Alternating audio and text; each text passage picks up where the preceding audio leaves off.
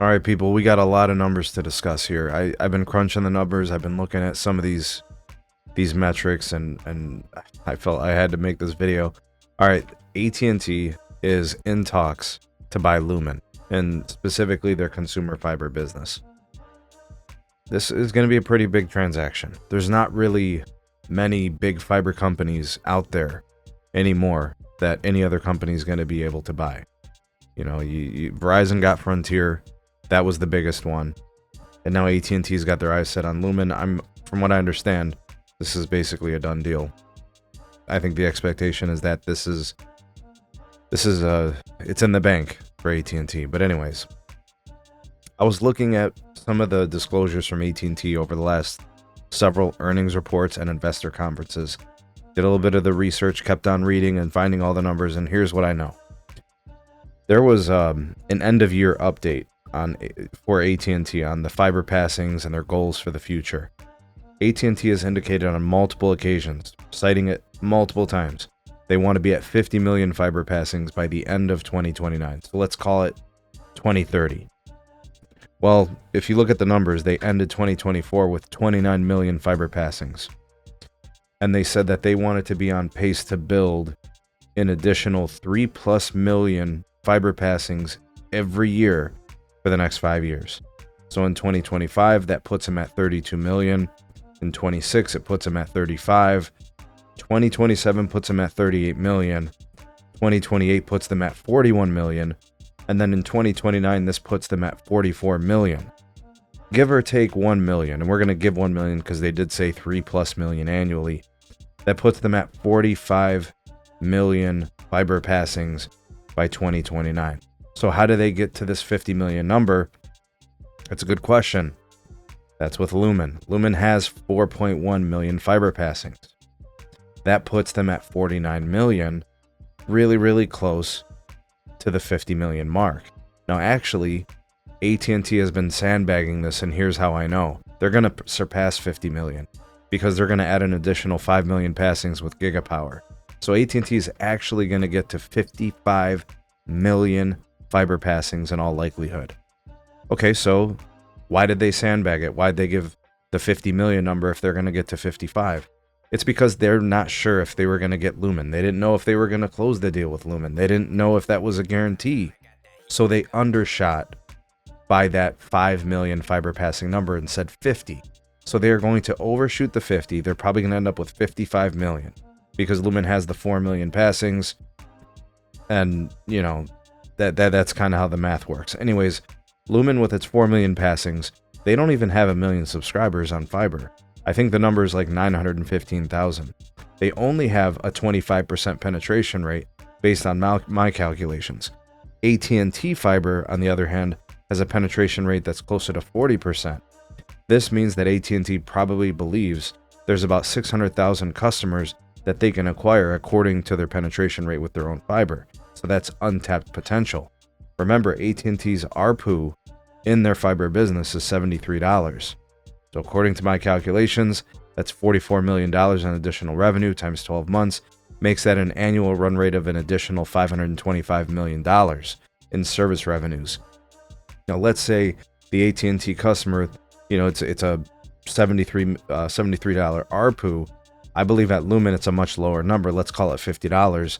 That's still going to add up to about $1 billion in annual revenues that AT&T would add to their balance sheet, to their free cash flows and everything, you know, in their business. Yeah, I mean, imagine you're AT&T and you go to your investors and you go to your board and you say, you know, if we do this Lumen thing, we can add $1 billion to our revenues, our service revenues. It's huge. And that doesn't even take into account the convergence factor in which you can add wireless customers. And that ARPU is probably somewhere in the mid 50s to upper 50s. And, you know, chances are AT&T is probably going to raise prices on Lumen customers. Prices are probably going to increase by a magnitude of 50+%. A lot of those $50 Lumen customers probably going to become $80 AT&T customers. Anyways, to round this all out and to give you guys proper perspective, AT&T has almost 10 million fiber customers. In fact, if it doesn't happen this quarter, it's probably going to happen next quarter because they add about 250,000 to 300,000 fiber customers a quarter. So if they have 10 million fiber customers today, and Lumen has 1 million, we'll round up, we'll say it's 11 million fiber customers on the AT&T fiber network when this deal gets approved. For perspective, Verizon has 7 million fiber customers. They have 4 million fixed wireless access customers. Verizon Fios has 19 million fiber passings. That's just the Verizon Fios fiber. Frontier, as an acquisition for Verizon, gives them 8 million additional fiber passings. Okay, so 27 million fiber passings for Verizon and Frontier combined. Frontier has 2.4 million fiber customers. Verizon has 7.1 million Fios customers. That is 9.5 million total fiber customers for Verizon, and Verizon historically has enjoyed high penetration rates, up over 40%. So here's where I'm going with this.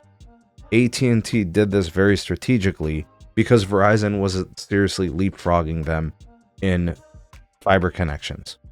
They didn't leapfrog them in passings, but they leapfrogged them in fiber customers, right? So Verizon is now approaching 10 million. AT&T has 10 million. They weren't going to let Verizon have more customers than them. They took the biggest customer they could get, or the biggest business they can get in Lumen, to make sure they leapfrogged them and had much more fiber passings. And the last shoe to drop is going to be T-Mobile. What the hell are they going to do now? Does this actually mean that for sure the only option is going to be to acquire Charter and Spectrum? I don't think Comcast is a thing. I mean, I guess you could argue that that's a possibility. But things are getting pretty interesting here. You guys look at these numbers and you kind of ask yourself this question is, why did AT&T do this? Well, the regulatory burdens are probably as easy as they're ever going to be. Let's be honest, this administration, anything's possible. Verizon gets Frontier, AT&T does the Lumen thing. Now I think what we're going to have to see is this convergence thing. If T-Mobile is that serious, you know, what's happening here with T-Mobile and a possible acquisition or merger? And where the hell's Mike Sievert at? Where has he been? There's a lot of people speculating that a deal is happening in the back, behind the scenes. Like, serious conversations. Like, and look, it's purely speculation. I don't have any internal information. I just listen to when the industry people talk. And that's seriously the conversations that are being had behind closed doors. Where's Mike Sievert? Is he making this deal happen behind closed doors with cable? I mean, it sure seems like a possibility at this point, doesn't it? Nobody's telling these companies not to do any mergers. Nobody's stopping them from doing anything. Everything's just kind of the wild, wild west right now. Anyways, tell me what you guys think about the numbers that we discussed in this video. Verizon situation, AT&T situation, T-Mobile, a merger. It's a lot, man. It's heavy. But we'll learn more in the coming months. All right. You guys think AT&T should be blocked in this? What do you think? Let me know. Comment down below in the comment section. Like, share, subscribe. Check out some more of our videos. We'll see you guys on the next one.